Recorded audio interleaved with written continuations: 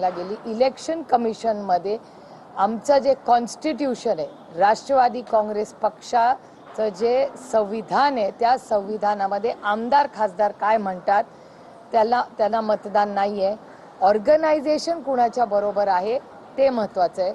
ऑर्गनायझेशनची सगळी कागदपत्र, सगळी ॲफिडेव्हिट्स, सगळा जो पत्रव्यवहार आहे तो पूर्णपणे आम्ही त्या 8 हिअरिंग्समध्ये, जिथे 80 वर्षाचे शरद पवार ज्यांनी पक्ष स्थापन केला ते स्वतः प्रत्येक हिअरिंगला हजर होते आणि त्या प्रत्येक हिअरिंगमध्ये काय झालं हे तुम्हालाही सगळ्यांना माहिती आहे. प्रत्येक वेळेस आम्ही ब्रीफिंग केलं.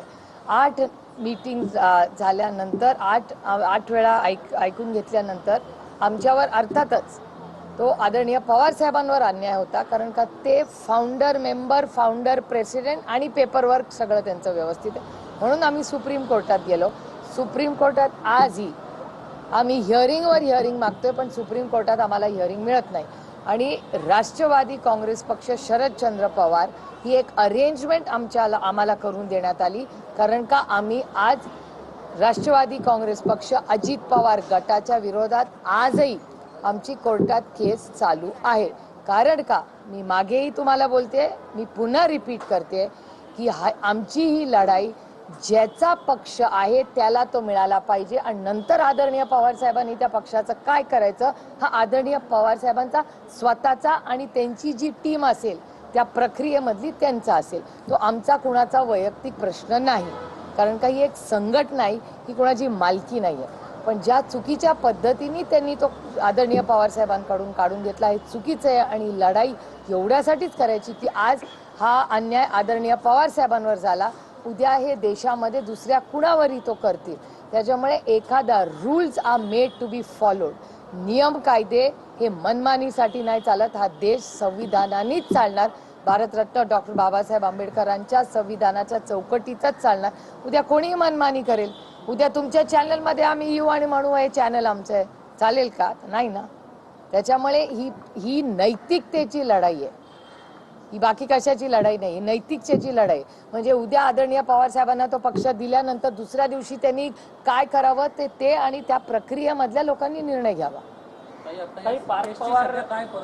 कशाची केस कोर्टात आहे, आम्ही रोज तारीख आमचा मागतोय. कोर्टामध्ये लढाई होतात त्याचे त्यावेळेसचे तत्कालीन अध्यक्ष अजित पवार होते. अजित पवार सध्या हयात नाही आहेत आणि त्यानंतर सुनावणी कोर्टात झालेली नाही आहे. तर सध्या कोर्टातली काय परिस्थिती आहे आणि काय सांगितलं जातं? ही लढाई कुठल्या व्यक्तीबरोबर नाही आहे, ही प्रक्रियेची लढाई आहे. उद्या कुणाचाही पक्ष असा कोणीही फाउंडर मेंबर प्रेसिडेंट असताना, जे आदरणीय पवारसाहेब हे नुसते फाउंडर मेंबर नाही आहेत, त्या पक्षाचे अध्यक्ष आहेत. आणि पुन्हा मी म्हणते की त्या संविधानात ती जी घटना आहे त्या पक्षाची, ती जर कोणीतरी वाचली तर त्या केसमध्ये, आमच्या विरोधकांच्या केसमध्ये दमच नाही आहे.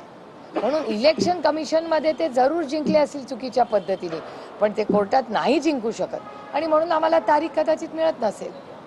त्याच्यामुळे दुर्दैव आहे की एका सशक्त लोकशाहीमध्ये नियम कायद्याप्रमाणे हे झालं पाहिजे, एवढीच आमची अपेक्षा आहे. एकीकडे शरद पवारांना मागच्या वेळेस प्रफुल्ल पटेल आणि सुनील तटकरे भेटायला जात होते, तर आता पार्थ पवार शरद पवारांना भेटतात. नेमकी या भेटीमागे चर्चा काय? कारण की दोन्ही पक्ष सातत्यानं विलिनीकरण होणार अशा राजकीय वर्तुळात चर्चा आहेत आणि त्यातच पार्थ पवार आणि शरद पवारांची भेट सिल्वर ओकवर होते. चॅनल्सवर या चर्चा मी खूप वेळा पाहते, पण राष्ट्रवादी काँग्रेस पक्ष हा पूर्ण ताकदीने आज राज्यासमोर जी मोठी आव्हानं आहेत त्याच्या कामाला लागलेला आहे. आणि आम्ही संघटना, पक्ष हा लोकांच्या आयुष्यात एक चांगला बदल घडवण्यासाठी, या लोकांना न्याय देण्यासाठी आहे. त्याच्यामुळे ह्या ज्या चर्चा ज्या चालू असतात अनेक भागांमध्ये, तुम्ही अनेक वेळा मला प्रश्न विचारतात, त्या चालूच असतात. ठीक आहे, नाणं आमचं मार्केटमध्ये चाललंय, ह्याच्यात आम्हाला समाधान आहे. पण महत्त्वाची गोष्ट की हे लोक जे भेटतात, ह्या देशातले काश्मीर टू कन्याकुमारी याच्यामधले अनेक नेते सगळ्याच पक्षाचे हे आदरणीय पवार साहेबांना बऱ्याच वेळा भेटत असतात.